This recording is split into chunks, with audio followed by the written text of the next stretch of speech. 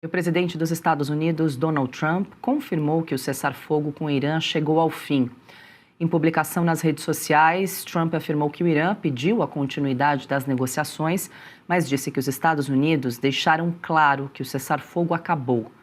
O governo iraniano negou ter solicitado a retomada do diálogo com Washington. Segundo o Ministério das Relações Exteriores do país, Teherã apenas aceitou a visita de um mediador do Catar. A troca de ataques foi retomada depois que o Irã atingiu embarcações próximas ao Estreito de Hormuz. Em resposta, os Estados Unidos atacaram cerca de 170 alvos militares iranianos ao longo de 2 dias. Ana, começamos com você uma semana bastante tensa no Oriente Médio. A gente começou a semana com essa informação justamente de que o presidente Donald Trump disse que havia encerrado o cessar-fogo com o Irã. Agora parece que é definitivo, né, essa formalização. Não sei se vocês vão tratar desse assunto no De Leste a Oeste. Importante também. Boa, já aproveita para fazer o convite para a nossa audiência que vocês vão conseguir aprofundar muito mais, né, essa situação, esses bombardeios também que ocorreram ao longo desses últimos 2 dias. Vamos sim, Paula. Daqui a pouco, às 20h30, nós vamos falar bastante sobre isso. Flávio Morgenstern, Bernardo Kister, Ivan Kleber e eu vamos trazer todos os vídeos, declarações e entrevistas do presidente Donald Trump, que esteve essa semana na Turquia, uma semana histórica também, né? Há 11 anos que um presidente americano não visitava a Turquia, então você percebe que existe também, né, o professor Marcelo. Aliás, muito obrigada, professor, pela audiência. A gente sempre fala que o senhor está na audiência, essa colcha de retalhos do Donald Trump, se reaproximando da Turquia e trazendo os players do Oriente Médio para perto do Ocidente, para perto dos Estados Unidos, isolando ainda mais o regime dos ayatolás. Então, a gente vai falar bastante sobre isso, porque não vamos falar apenas dos ataques e mostrar os ataques, mas expandir esse pensamento, Paula. Até quando Donald Trump pode fazer isso? O que está acontecendo no Estreito de Hormuz? Tem também declarações do secretário de Guerra, Pete Hegseth, declarações também do secretário de Estado, Marco Rubio, em relação a tudo isso. Parece que Donald Trump chegou no seu limite, não é, Paula?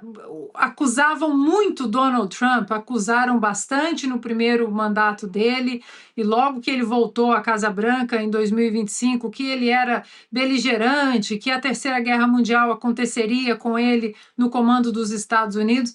E muito pelo contrário, principalmente falavam isso, principalmente por causa das posições pontuais e incisivas dele. 2 especificamente, uma no ano passado, quando ele atacou as instalações iranianas e saiu, e a famosa operação na Venezuela no dia 3 de janeiro desse ano, com a captura de Nicolás Maduro. Então, todos, né, os críticos falavam que com Donald Trump à frente da Casa Branca, que ele não teria paciência para caminhos diplomáticos, e ele mostrou exatamente isso.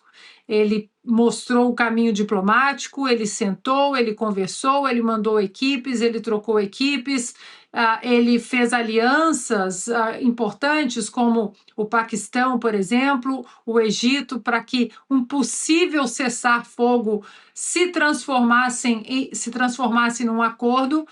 E agora parece que ele chegou no limite, Paula, porque quem de fato rompeu esse cessar-fogo foi o Irã, que essa semana, no começo da semana, disparou contra 3 embarcações no Estreito de Hormuz, que são ali, as águas são consideradas águas marítimas internacionais. Agora, ele já disse que não tem mais negociação. Hoje de manhã, ele deu mais uma entrevista dizendo que os iranianos voltaram a entrar em contato e que agora eles querem conversar, fazer mais uma rodada de conversa. Mas a resposta de Donald Trump, Paula, foi: eu não acredito mais em acordo e eu não confio mais neles, porque eles são a escória, eles são mentirosos, eles são cruéis, assim mesmo, com todas as palavras, e nós vamos mostrar esse trecho hoje, mais tarde, daqui a pouco, às 20h30, no De Leste a Oeste. Portanto, Paula, eu acho que Donald Trump agora ele até abandonou uma possível preocupação com os resultados das eleições legislativas de meio de mandato em novembro, e ele está preocupado em deixar um legado sólido contra vou pegar uma expressão do Ronald Reagan, contra um império do mal, que nesse caso o regime dos ayatolás, demonstrando que eles não querem paz, eles querem seguir construindo o seu arsenal nuclear, e a gente sabe muito bem para quê. Alexandre, deixa eu acrescentar mais uma informação que tem relação com esse assunto, com esse conflito no Oriente Médio. O presidente Donald Trump afirmou que deixou instruções para que o Irã seja atacado, caso Donald Trump seja assassinado. Uma declaração que foi feita depois que o jornal Wall Street Journal informou que a inteligência de Israel teria alertado o governo americano sobre um suposto plano iraniano para matar Donald Trump. O presidente afirmou que o número 1 na lista de alvos do Irã há muito tempo. Trump disse que, caso isso aconteça, os Estados Unidos deverão bombardear o Irã em uma escala sem precedentes. Questionado sobre a reportagem, o presidente afirmou que Israel não apresentou qualquer informação sobre um novo plano iraniano. Alexandre, a gente lembra, é claro, que essas declarações ocorrem no meio dessa escalada de tensões aí entre os Estados Unidos e o Irã ao longo dessa semana. Além disso, é a vontade daqueles que se manifestam nas ruas de cidades iranianas. A gente vê os cartazes, né? A prioridade é matar Trump, confirmando que se trata de um Estado terrorista, que era a posição de política externa americana, tratando de... Eu vou falar de novo dos 2 navios da Marinha iraniana que aportaram no Rio de Janeiro, numa missão até hoje não esclarecida, exatamente por serem considerados navios terroristas. E quando um Estado decide assassinar o líder de outro Estado por ser inimigo, é uma atitude terrorista. E a outra questão, a gente falou há pouco de religião, né, no caso dessa promotora, é uma questão de fé fanática, né? A fé das religiões tem que guardar um espaço para a razão, né? Mas lá no Irã não há espaço. A Sharia e outras... a guerra contra os infiéis. Isso significa também a guerra surda, guerra fria, dos que se infiltram nos países europeus. Agora mesmo a gente viu aí o que era chefe da igreja anglicana, desde os tempos de Henrique VIII, o rei da Inglaterra, já falando como chefe da igreja, mas falando em país multirreligioso, já cedendo espaço para questões religiosas. Na Alemanha a gente vê isso, principalmente na França, né, na Itália. E o Irã é a força que apoia, né? Os xiitas. Eu já fui atacado, não atacado verbalmente, fui atacado a tiros por um xiita lá em Beirute, né, em 1982, quando cobria a guerra. E esse xiita recebia ordens, como o Hezbollah recebe, do Irã.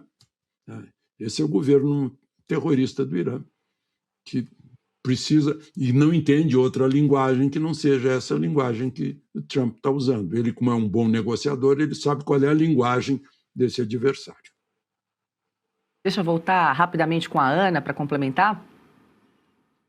Não, eu só queria interagir um pouco com o Alexandre e já dar um spoiler para o professor Marcelo do programa de hoje, porque hoje nós fizemos um vídeo muito especial na Semana Histórica, 6 de julho de 1535, o Alexandre mencionou Henrique VIII, 6 de julho de 1535 foi a execução de Thomas More.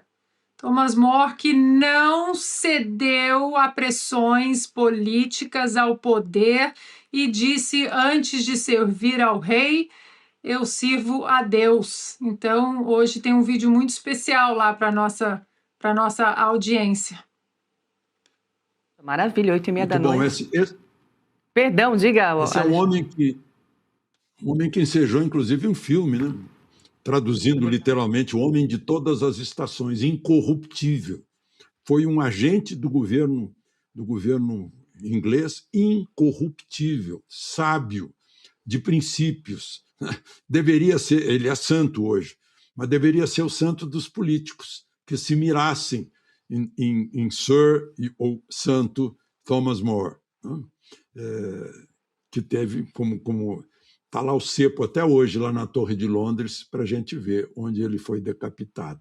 Ficou um tempão na torre, preso, escreveu um livro chamado A Sós com Deus, né? E exatamente isso. Em primeiro lugar, lá em cima. Depois, a fidelidade ao rei. Ele nunca negou a fidelidade ao rei. Só queria lembrar um pouquinho dessa pessoa excepcional que valoriza a humanidade. Perfeito. Sabe quem mira muito nele? Desculpa, só para completar. Claro, Ana.